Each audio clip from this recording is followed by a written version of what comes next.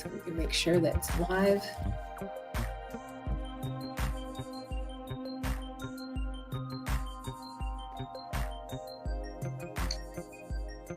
Hey, Kristy.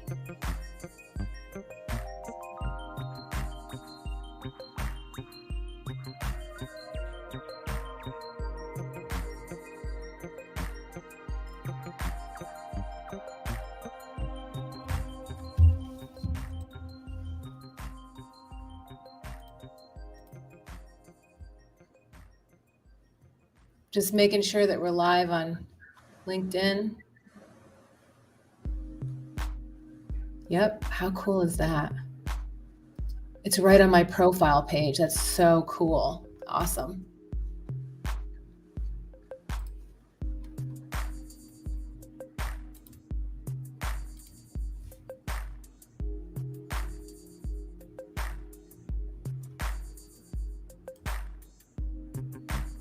Cool.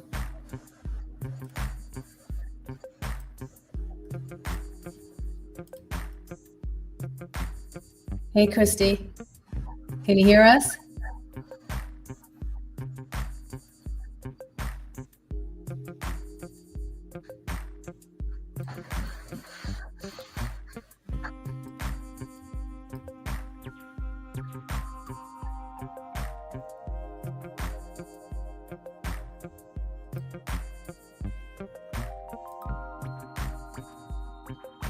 Still got her. Kristy, can you hear us? I haven't got her completely connected there.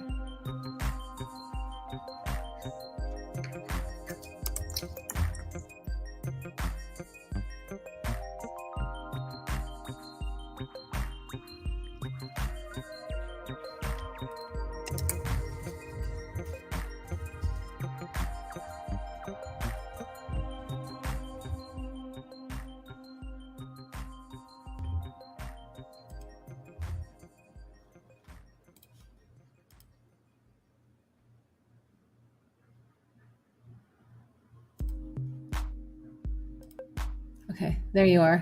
Can you hear us now? Yeah. Yay, cool. Okay, awesome. So can you hear John? Can you hear me? Yeah, I can hear you. I can't see anyone except for me, but is that right? So, you can't see anybody, huh? Yeah, you can't see the bottom. Really? That's odd. Maybe you're not in the back. You're not in the screen yet. So we're gonna go ahead and do the 30-second ticker right now, and then it'll automatically start.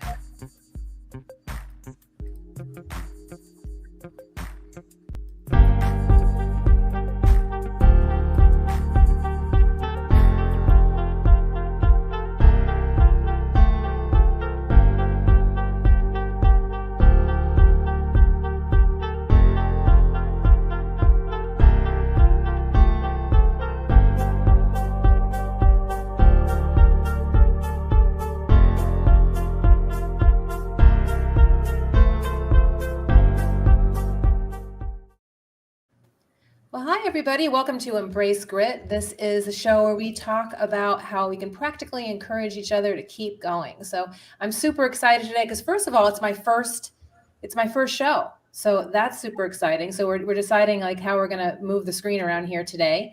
And I have two amazing people here internationally, Jan from the Czech Republic and Kristy from Australia. So I'm super, and we accidentally met one morning. I'll tell you the backstory. One morning I was sitting on my patio and I was doing one of my guilty pleasures, which is watching reels from America's Got Talent. And I stopped for a second because Simon Powell's face is what stopped me. He had, Kristy, do you remember his face? He was kind of like not very supportive, shall we say, right? Mm-hmm. So that always makes me stop. So I stopped and took a look, and Simon was not impressed by the idea that Kristy was any pole dancing. And what stopped me really was Kristy didn't look like your average pole dancer. She kind of looked like a very fit, very healthy girl next door kind of pole dancer. So that stopped me too.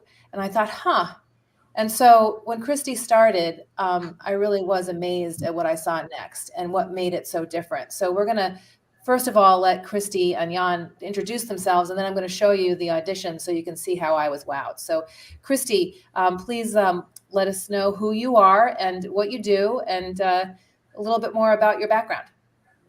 Sure. I'm Kristy Sellars. I'm from Australia, and I do pole dancing, but I also run businesses, and I'm a mum of 3 kids, so it keeps me pretty busy. And I auditioned for America's Got Talent earlier this year, and Jan was my amazing animator. Now, your kids are how old now? There's 3 of them. Yeah, so 3, 5, and 11. And you have a business that is called Physiopole. Am I saying it correctly? Physiopole.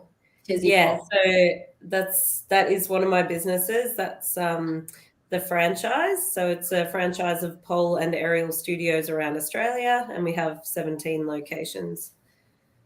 So I love when you say it's one of the things I do, because people are always telling me to do one thing, and I don't know any entrepreneur that I admire that does just one thing. So thanks for being a polypreneur with me, Kristy. I appreciate that.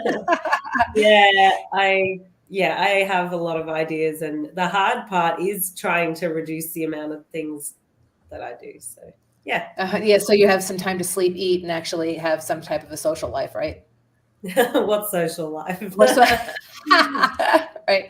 So Jan, let's tell us who you are and a little bit about what you do.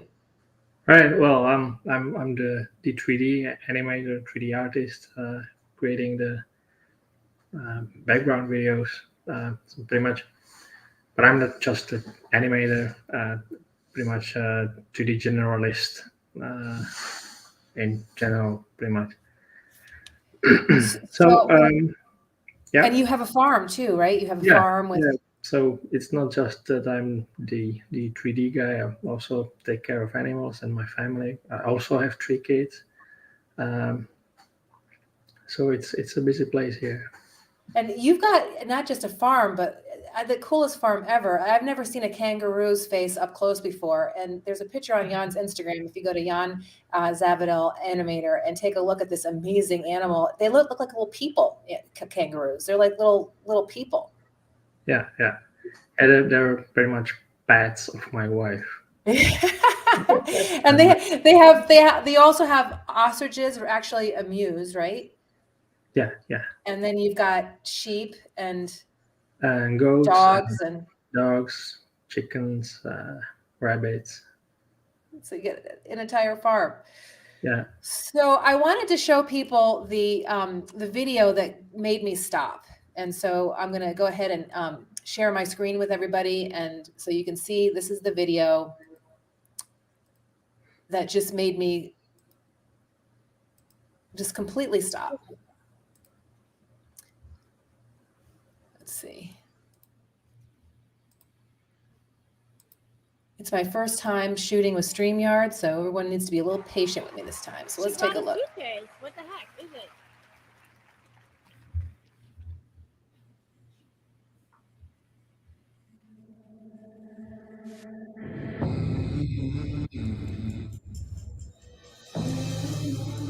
Don't you come back no more.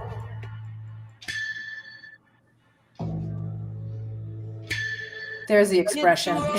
It killed me. Don't you come back no more, no more, no more, no more. Hit the road, Jack, and don't you come back no more. Don't you come back no more. What you say?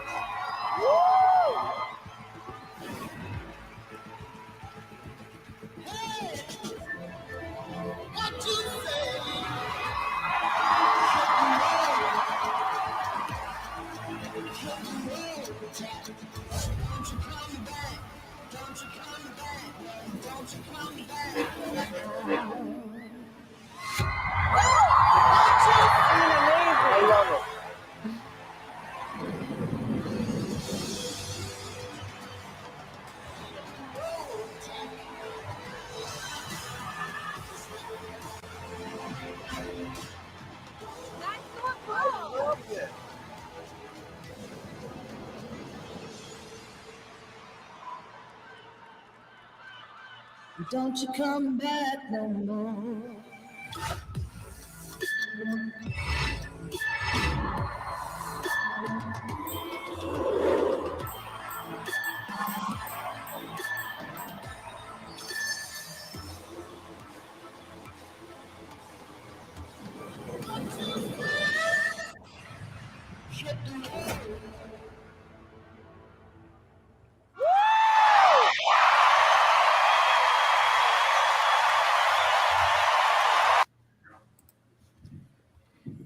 So I just have to say, I'm so amazing. And there's Simon Powell's expression at the end, just, totally changed his mind. So Kristy, how did that feel to watch his expression change? Could you see it at the time? No, I wasn't really even aware that he was disinterested. Like I was so nervous and focused on what I had to do. I don't really see individual people in the crowd. So his expression I could tell his body language, but I also could tell, like, as I was performing, that everyone in the room was just like on the edge of their seat. So they were waiting. Yeah. So it was fine. It didn't, I do a lot of mental work leading in so that I'm prepared, because it's such a big deal, right? Like, there's so many people, the stakes are so high, you only get one shot, all of that. So I try to be as mentally prepared as I can be. So I was just very focused on what I had to do.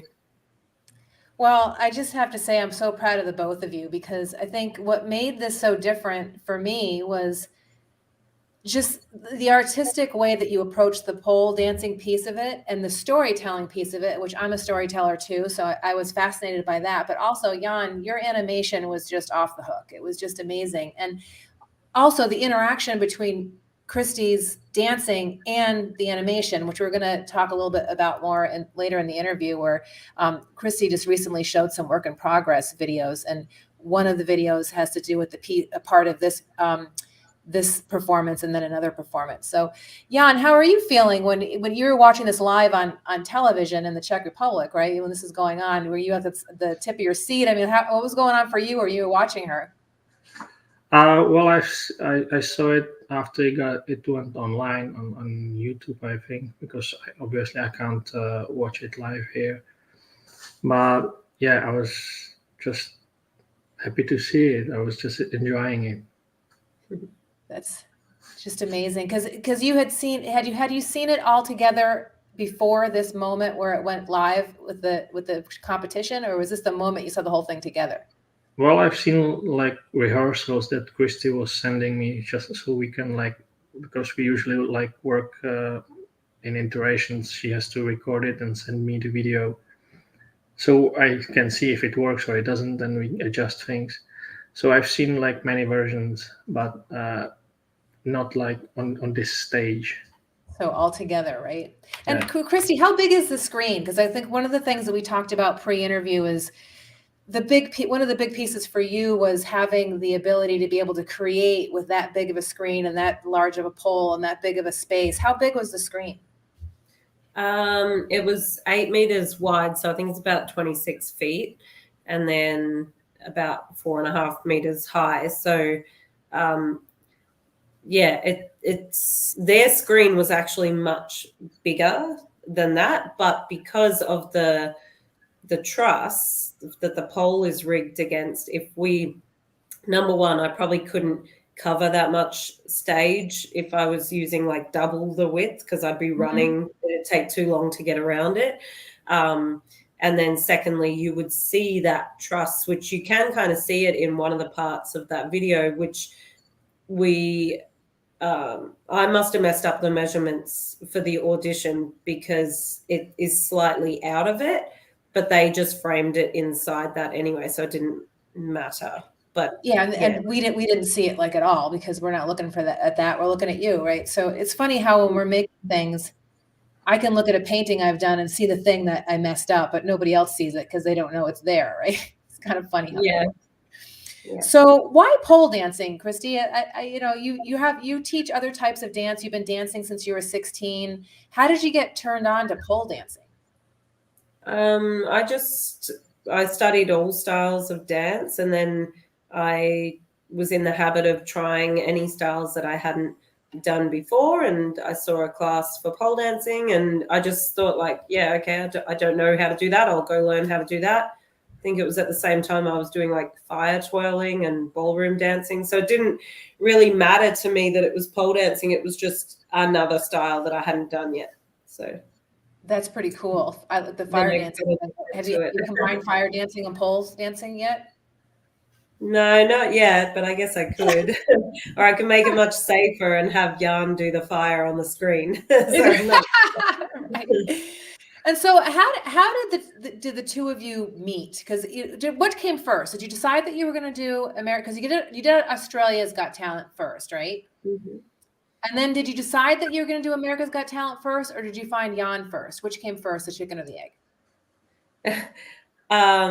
Yeah, so I have been doing this kind of work and working on this type of show for about 8 years.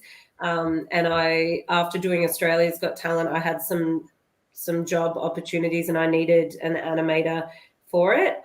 So I went and put a post in a Facebook group and Jan responded to that. So we worked together since that point, which was about 3 years ago.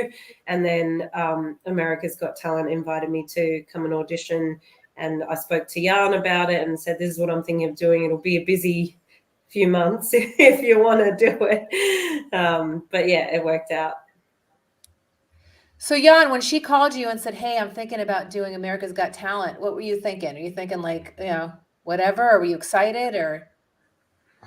No, I think like we kind of knew there was a chance of this, but yeah, I needed to think about it because I needed to know like if I'd be able to do it because I was still working on other projects and I had like a full-time project I'm working on.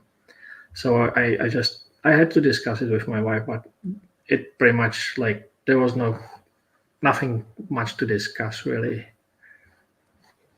Now your wife is blind, correct? Yes. And she has never seen. You're a visual artist. She's never seen your videos. No, ironically, she hasn't. So do you tell her the story verbally, or how do you communicate to her what this crazy thing that you're doing that's going to take you away from her and the kids so much? Yeah, like I'm doing this, like I'm doing 3D for about 10 years now. So she's used to it by now. She's used to it. She's used to the work ethic. Like I've been doing commercials. I've been doing story, kids stories. So she gets to hear the audio, like if it has some story or something like that.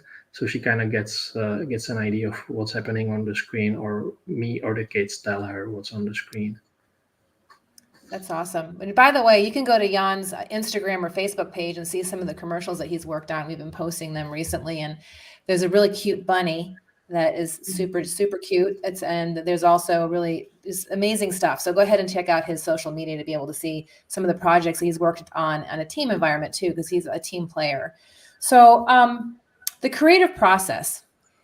Kristy, I went through some of the works in progress videos that you sent to Jan and he sent over to me, and I was just amazed at watching how the two of you were able to communicate from Australia to the Czech Republic. And I'm here in Scottsdale, Arizona. So we are definitely an international crew here. And you have a certain way of working and Jan has a certain way of working, but it seems to me they might have been somewhat similar because the two of you work so well together virtually. Can you talk a little bit about your style and his style and how, from both of your perspectives, how you were able to melt together, how you work together?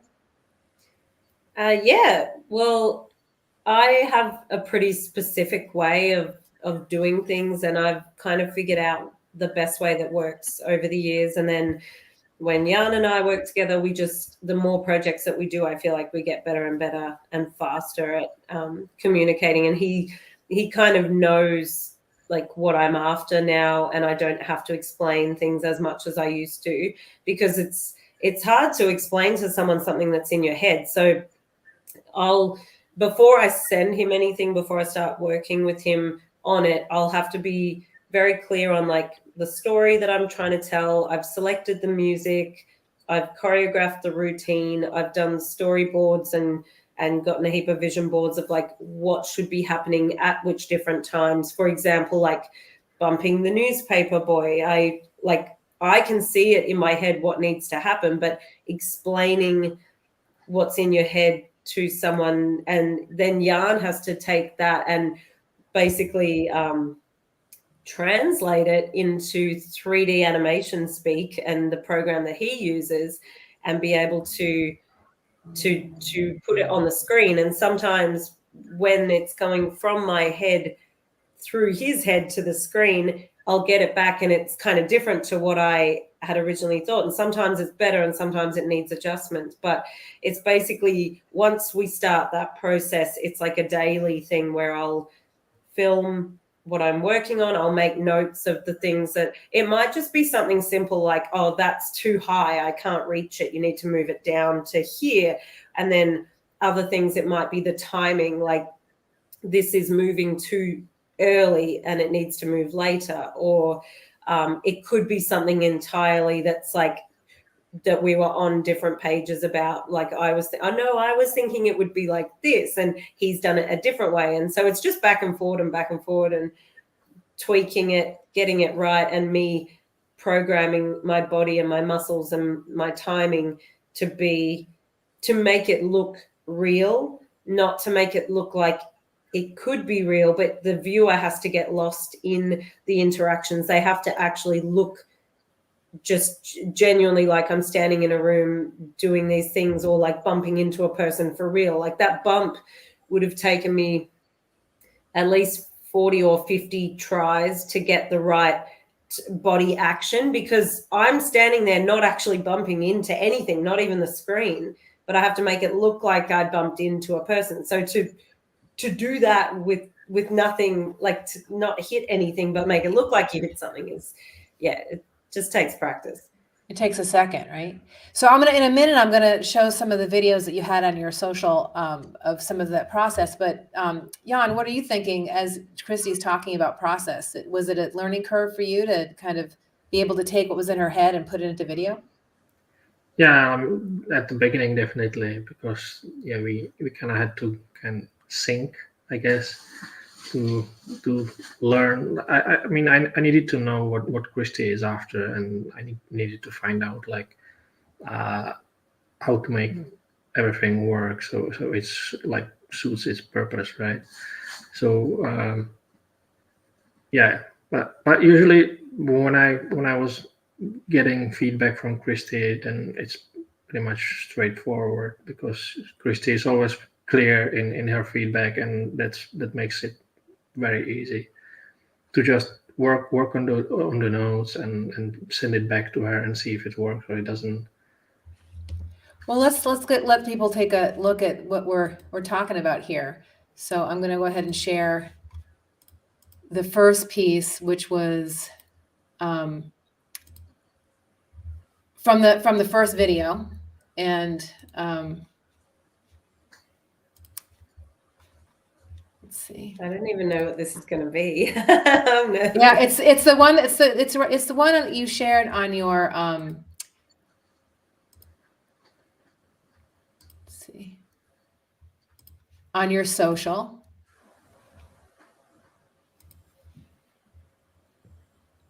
Oh yeah. See if I can make it a little bit bigger.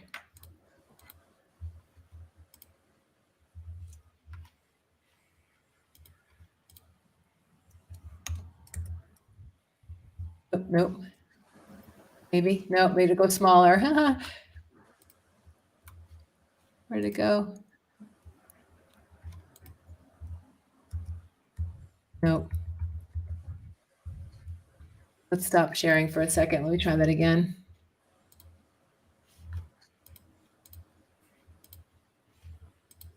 Patience is a virtue in this case. Mm-hmm. Okay.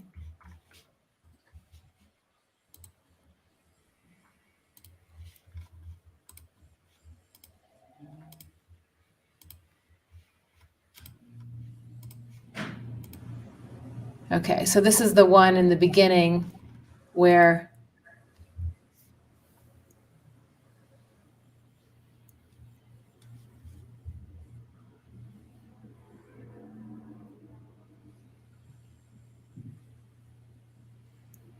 So can you, I guess it's kind of hard to tell with how small this is, the way it turned out, but this is the piece in the first video, right? Yeah.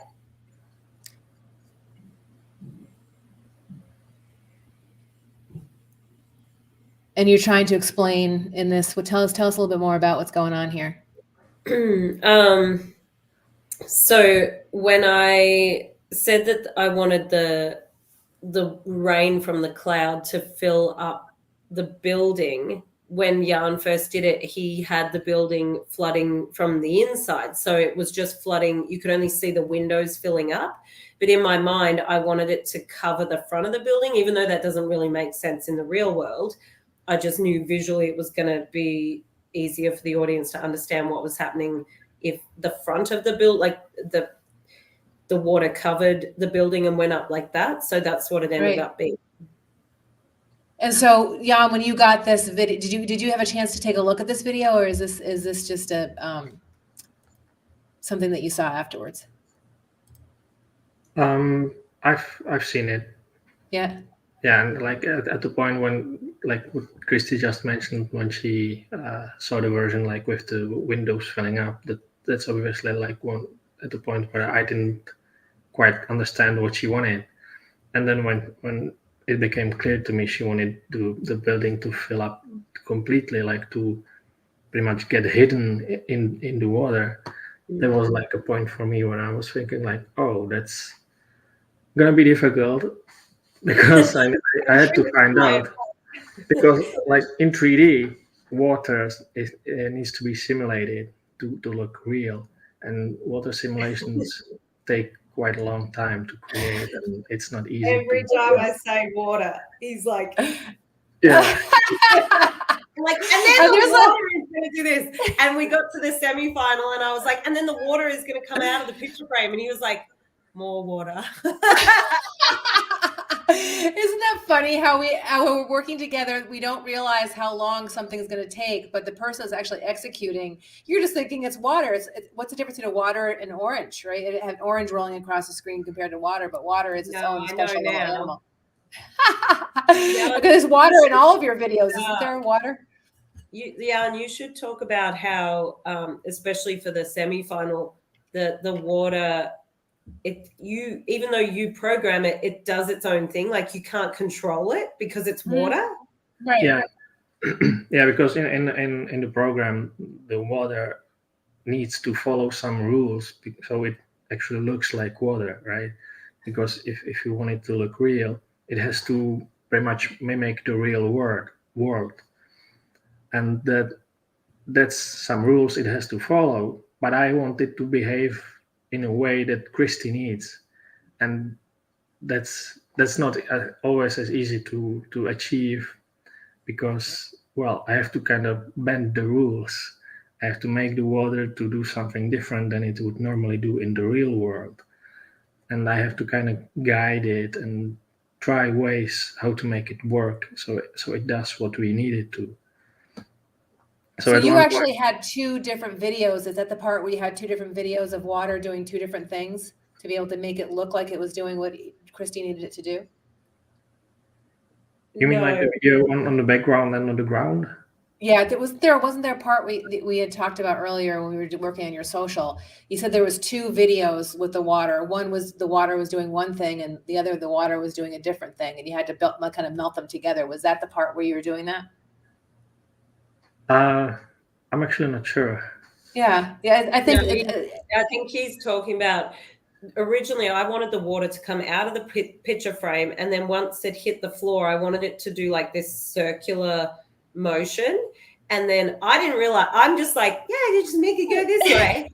And then he was like, no, but when water spills on the ground, it doesn't do that. So what ends up happening in the show is the water goes all the way to the front of the stage and then it waves back. So he needed to explain that to me and send me like kind of behind the scenes. It's just basically like a gray grid with lines on it, and it kind of shows like how the water is going to move. And so once I understand that, I'm like, oh, okay, now let me rethink that, because it's kind of like I have to learn how the program can operate and the limits that it has as well. But Jan is also incredibly creative digitally, so he can come up with solutions for like something that I think is really easy, like, oh, just make the water go this way. He's like, oh. And so I'm never sleeping. I'm not, no sleep for me. I'm going to be up all night long for 3 nights making that happen. Isn't that interesting? Creatively, I was getting there. You were what? I was getting there. Like I had the water going like in a circular motion, but it was still not there yet. We just figured out it would be like easier for us to find out a different way to do it, because we needed to get it done on time. Which is the other piece about this. There's always a time, you're always up against the clock, you know, and I think that's one of the things as a creative myself that I think people can't possibly, who aren't creative, don't get, that you have a time limit on how long it takes for you to create things. And so you got to bend your brain and your body into knots very quickly to be able to come up with a solution sometimes. I wanted to show the other piece that you shared on your social, which was about the picture, and it's so small. I wish it wasn't so small, but this is kind of basically is you catching a picture in the background and then bringing it down. How many times did you have to do that? At least 80, I think. It was a lot. See how when I'm trying to catch it, my hand goes too far, or it doesn't go quite far enough, or my backhand isn't moving, like it's too close to my body. So when the frame moves, it doesn't look like I'm holding it on that side. Yeah. Eventually I got it perfect and I nailed it on the day, but you can see there, it's like I reach for it and then the frame moved before I did. And then here, I didn't reach far enough. And then here, I didn't reach far enough again. Here, it was a bit better. That was too far and I was too late.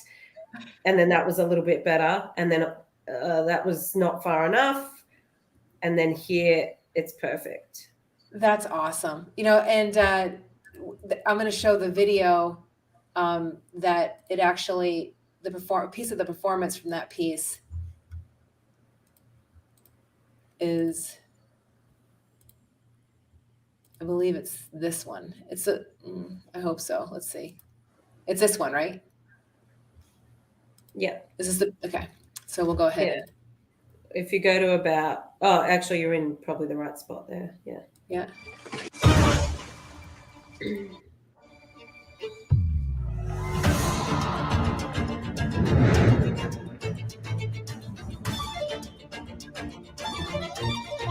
Perfect.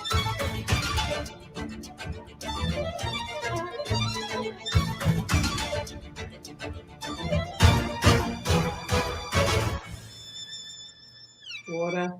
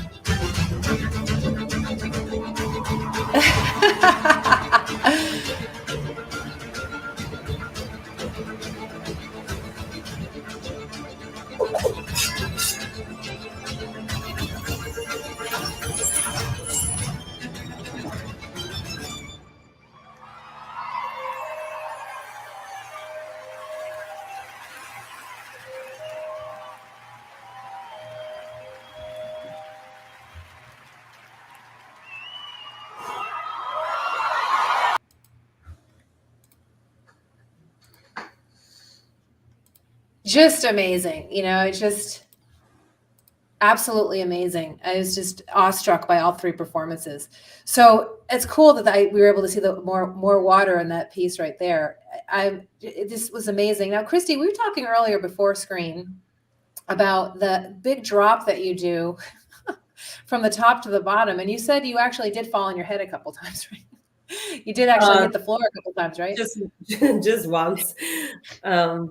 Yeah, I came down head first, like I do in that drop, and I just didn't have enough grip on the pole, and I couldn't stop in time. Like It was fine. I was slowing down, but I preferred to stop an inch before I did. So did you get checked for a concussion? Did you actually go to the doctor? Because if you're moving pretty No, fast I like just that, got up and did it again. you're hard-headed. So that kind of leads into the next question. So the whole idea of Embrace Grit is about, over the past 8 years, with the work that I've been doing, both as an artist and as a communicator and a storyteller, has all been about, for the first couple of years, it was about being fearless. And the next couple of years, it was about being relentless. But now I'm moving into a whole different space, which is called Embrace Grit. And the idea that, when we're getting started doing something, we have to really kind of struggle with our fear to get going. And then once we get moving, we got to be relentless about kind of keeping the ball in motion. But I think long-term, ongoing, we really have to embrace grit to be able to keep on moving forward, to persevere. And so the name of the show is Embrace Grit, How to Persevere No Matter What. What do you think you guys learned, both individually and as a team, about perseverance in this exercise called America's Got Talent? Yeah, and you can go first. Well, I think I've learned, or maybe we've learned, that we can do it, because there were points where we were like, we have to push it like to get it done on time, and we did it. Yeah, I didn't think that. Well, the finale was probably our. That was just an insane week between the semi-final and the finale. It was like partly done, but not even close to being finished. And physically, I was already tired.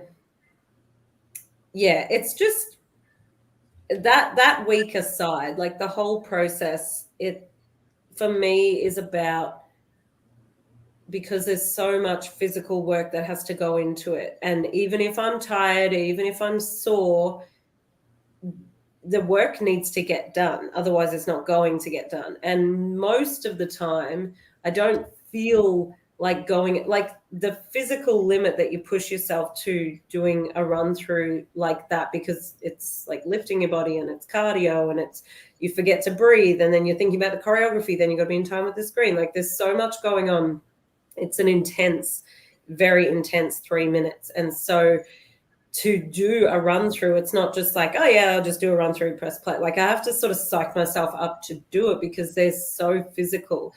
So most of the time when I wake up in the morning, like I know that there's so much work to be done creatively, but then also physically. So both of these things have to come together, and I have to make time every single day to work on the creative as well as work on physically, like making sure I can do the movements. And then that flows into like my diet, and it truly takes up, it's a full-time job. And just because it looks great at the end and it comes out well, and I love what I do, and I do love being creative, as does Jan, it doesn't mean that the process is easy, and it doesn't mean that the process just happens. Like a lot of the time is sort of, I'm sure Jan's sitting there like, oh, I don't even know what I'm going to do with this. I don't really feel like working on it. And it's the same with me. Like some days I'll get in the studio, I'm like, I really don't feel like doing this. And I trained in Australia where I live through the heart of winter. So it was almost like snowing a lot of the time. So the poles are cold. It takes ages to warm up, to get my body ready to go. And if I stop doing anything, I'm cold within like 3 minutes. And so it just, a lot of the things, they're not ideal, but if you make the decision at the beginning that you're going to do it, and this is what I admire so much about Jan as well, like we have a very similar work ethic. Like if we've said we're going to do this, we're going to do it. And he knows he can rely on me, whether I'm feeling good or not feeling good, I'm going to be there and I'm going to do what I said I'm going to do. And it's the same with him. Like if he says he's going to deliver something, he is going to deliver it. And I think that's why we have these impossible tasks in front of us, but we can trust each other to do our part. And that's why I think that we're a really good partnership. It's kind of cool to hear you say that, because when prior to meeting you, Jan described your relationship, and one of the words he used a lot was, we trust each other. And I think that's obvious. Yeah, it's obvious from what you're saying, and also what he said prior to our meeting. that trust is a huge piece of getting a project like this done. I've been in projects where I've had a team I can't trust. That's excruciating because, having to do a project with a very tight timeline that's emotional and physical and quick without a team that you can trust is painful. So I'm really happy that you guys found each other because it was a, very quick 6-month, 3-project, marathon that you guys got through together. Jan, what did you learn about perseverance? Yeah, that's difficult to say. I'm actually not sure what to answer. But yeah, I think that I've learned that if I determine to something that I need to get it done. Yeah. Well, and you do that every day by taking care of your wife and the animals and being able to kind of get through your day is just a testimony and perseverance, like all day long, right? Yeah. But when we were working on the show, it was very different than from like the normal day-to-day because stuff. Because we were busy on the show, so I had no time for pretty much anything besides that. So what do you think your biggest lesson was? Like, the biggest lesson that you kind of come out of this with? I just got done with a project myself, and whenever I come out of a project, I always take some time to ask myself, okay, what did I learn this time? What did I learn from this experience? What do you think you learned? What's the biggest lesson, Jan? I'm not sure. I honestly, I'm not sure what to answer. You're so busy doing, you just kind of did, right? Yeah, pretty much. Yeah. And Kristy, how about you? Was there a lesson for you?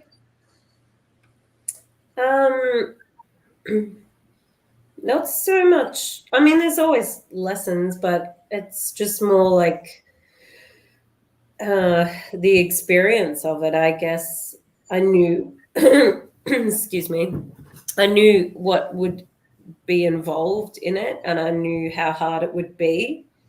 So I went into it with that knowledge. And, the scary thing is creatively, what if it's no good? And what if it doesn't make sense on stage? And what if I slip?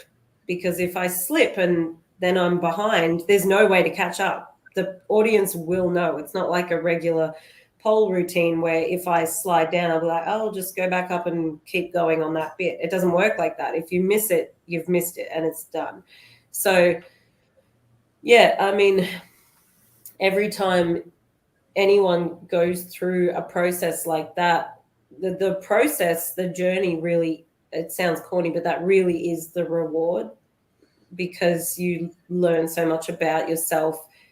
Even like I pushed myself harder on this than I ever have before, physically, mentally, emotionally, creatively, all of those things, trying to push the boundaries of taking the animation onto the floor and thinking outside the box, not just working within the usual worlds that we know. I don't know. I had to go somewhere different in my mind than I have before. And I love doing that. I feel like I'm stretching my mind and just trying to improve in ways that I haven't before. So always coming out the end of it, there's a sense of pride, and the work is there now for people to enjoy. If they do enjoy it, not everyone will, like it's art, so that's fine. But I just really enjoyed the whole process. There's a comment here from Guy in Vegas. He says, that's unlike anything I've ever seen before. Are you in Vegas yet? Has Vegas called? Is Vegas calling you yet?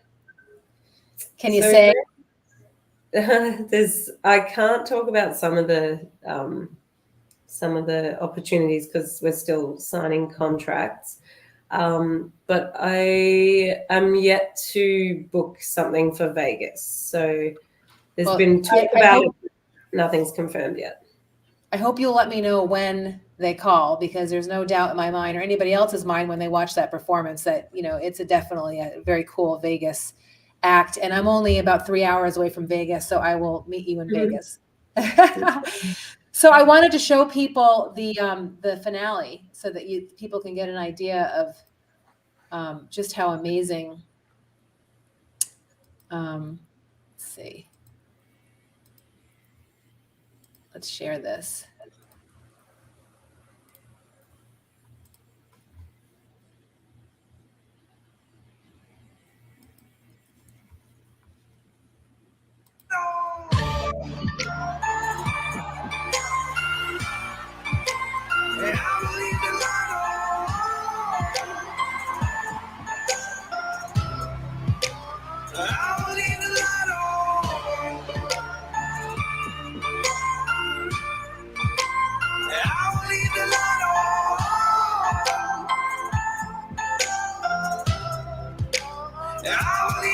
If you look into the distance, there's a house up on the hill.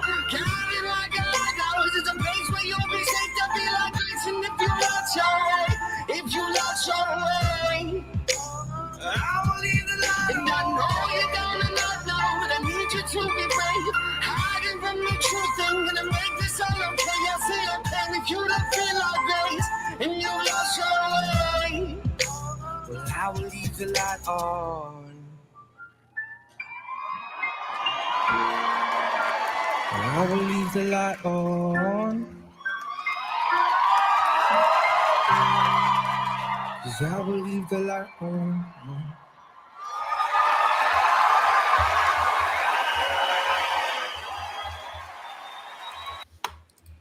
Just fantastic. I mean, really amazing, amazing work. You know, being creative myself, when I was sitting on my patio about a month or so ago now, I could just see how much work went into the entire thing, and immediately was very proud of the both of you for doing the work. It's just really a gift what you gave the world with those 3 performances. So thank you for doing it, because it's amazing. And I know that each one of those performances had a story. Kristy, what was the story behind the last performance? The story. So I wanted to do something emotional that would be something I could like give to people. But in doing so, the more I thought about the story that I wanted to tell and what I wanted to do, I brought it down to a really small, intimate level, and I created it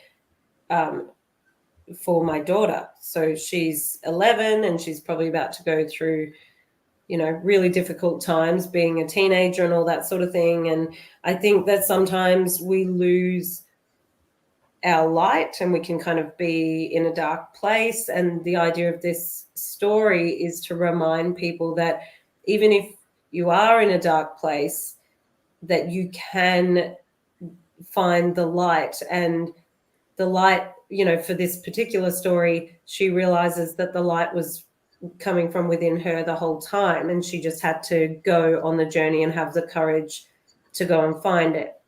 And then once she does find her light, she then shares it with other people at the end. So that's her kind of, she reaches this point of like elation and happiness, and that's where the color clouds are happening. And then the light globes at the end, the little filament wires are actually little people. So it's her touching, bringing light to other people, and then eventually facing her her inner kind of shadow again, like her self-sabotage, her doubt. And when she touches that, it kind of, she embraces it. It becomes part of her, because doubt will always be there, but she's able to kind of take that on board and still have the light within her, and then use that to kind of bring it to other people and light them up. And Jan, as I'm listening to Kristy, I'm thinking, God, having the story behind the animation probably really helped, right? Yeah. Be able to make the animation tell the story that Kristy was wanting, having such a strong story. Does that help you as an animator? Yeah, it kind of gives it a mood, a feeling that it should like drive the lux of the whole thing, kind of. Mm. And it helps you to kind of be able to dig in deep and kind of come up with things creatively, because she's got such a strong story. Yeah, but it for a very big part, it's the creativity is from Kristy, and she has a very clear idea of what it should look like. So she is very helpful in that. It takes a very special artist, though, to be able to animate and to illustrate, technically execute someone else's ideas. So I just beyond over the top impressed, Jan, with the work that you did. Just, you know, you're at the beginning of a very bright career. I have no doubt in my mind about that. One of the things I was thinking about too when I was watching it here on my patio was, you know, being a creative. I know how much time this takes, and also being an entrepreneur and being the daughter of an entrepreneur and the granddaughter and the great granddaughter of an entrepreneur. I know that the family sometimes takes a hit when you have a creative entrepreneur in the house. Did you learn anything about balance as far as your children and your partners are concerned? What did you learn how to balance? Did you learn, is there anything that you can share about balance? Because that's something I'm always struggling with. It's something my father struggled with lifelong. We struggle with as a family, is that if you are a creative and you're entrepreneurial and you've got that drive, sometimes it's hard to balance your personal life and your work life. Any thoughts on that? Me? This is a tough question. I know this is like putting you on the spot because you guys both have children and this is a very time consuming activity. So I'm wondering how you balanced all of it. We didn't. The thing is, you can't do what we did all day, every year, because the thing is, it requires everything from the minute I wake up, until I'm laying in my bed, going to sleep, going through visualization of the routine. It requires everything.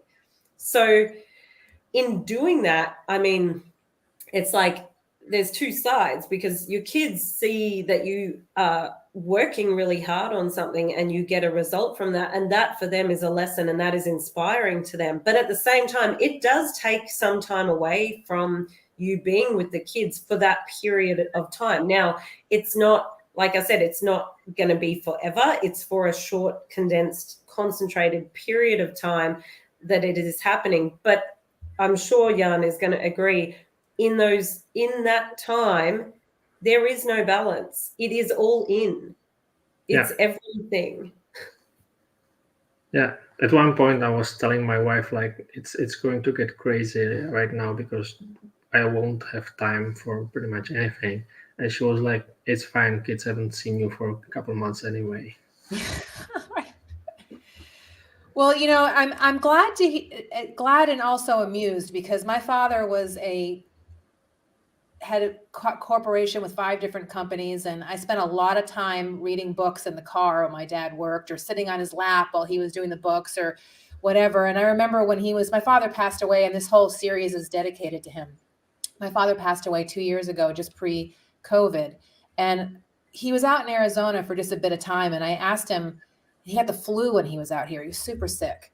We almost lost him when he was out here in Arizona to the flu. And he got better, and I took him out to a ride to the lake, and I asked him if there was anything that he would change, what would it be? And he said, I would have spent more time with you kids. And his eyes filled up. And I said, Dad, we were together all the time. You need to let yourself off the hook on that. You know, we were together all the time. And, you know, my father taught me everything I need to know about compassion, about hard work, and about embracing grit.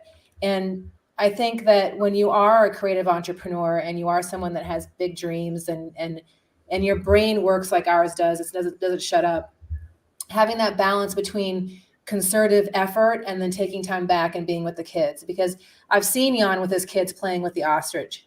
And I've seen, you know, Kristy, I know that you're spending time with your kids in between big projects. So I think the balance when you work this way, and it is all encompassing, is making sure that you circle back around and make the most of the time that you do have when you're not in a concerted effort.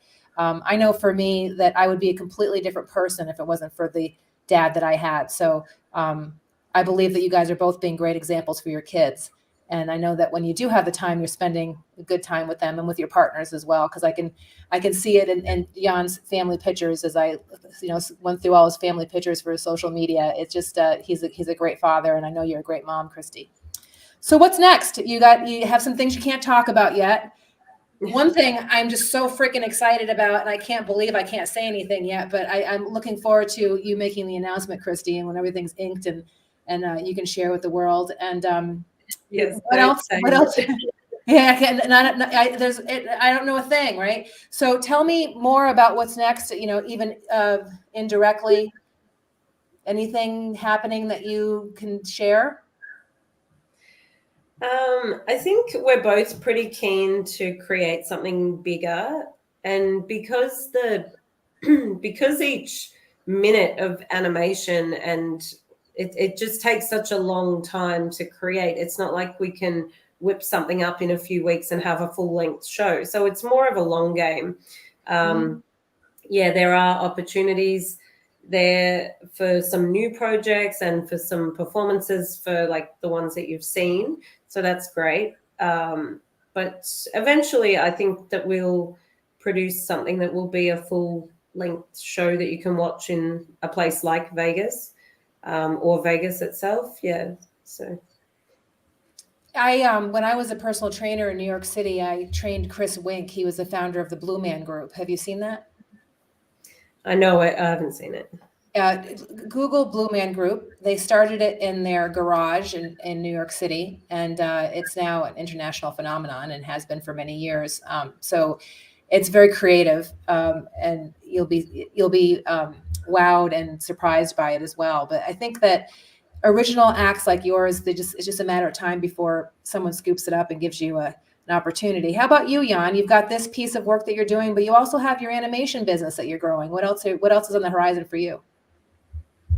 Well, I don't know what the future brings, but I'm working on multiple projects all the time.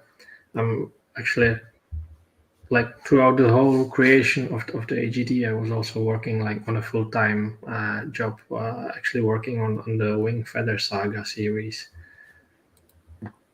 So tell us a little bit about that. It's based on books, and it's being created on it's being pretty much animated in 3D, and we're working on that right now, creating the first season. That's awesome. So the people can find your work and can communicate with you at your website, janzavadil.com, and also at your social media at Jan Zavadil Animator, on both Instagram and Facebook. And how can people get a hold of you, Kristy? Just KristySellars.com. Let's see. No, that's not how you spell it. Yeah, it's Kristy Sellars. Just my name.com. Yeah, I'm typing it in there and making sure I got no typos. So there you go. So they can communicate with you at KristySellars.com. That's awesome. Well, I just have to say that I'm very just proud and wowed, and I really appreciate the two of you taking time out to spend some time with me. I wanted to mention FB Creative. If you notice that I have this really great mug, one of my girlfriends that we used to be in a health and fitness business together, she just started this new mug company. So she gave me a new mug for the inaugural Embrace Grit show. So if you're interested in getting one of these mugs, you can use ftbcreative.com/discount/relentless10. You'll get 10% off a mug. So that's it for today. I am just amazed that you guys got runner-up. It takes amazing just to even get on the show is a huge thing to be runner-up. I really wish that you had won. I think that you should have, even though the other act was very good. I really felt that you guys just were above the top. So thank you very much for coming on board. We want to make sure that we are out in an hour, so we can go ahead and share this on TikTok and other places. So if you want to hear more about Kristy and Jan, you can go to micklizzymedia.com and you can replay all the downloads from YouTube and also on LinkedIn, and reshares on Facebook and Twitter. And that's it. All right, guys, I look forward to seeing you again. And thanks everybody for coming on board. And I am going to say goodbye. And Kristy and John, if you could stay in the back room while we say goodbye, that'd be great. Thank you. Thanks.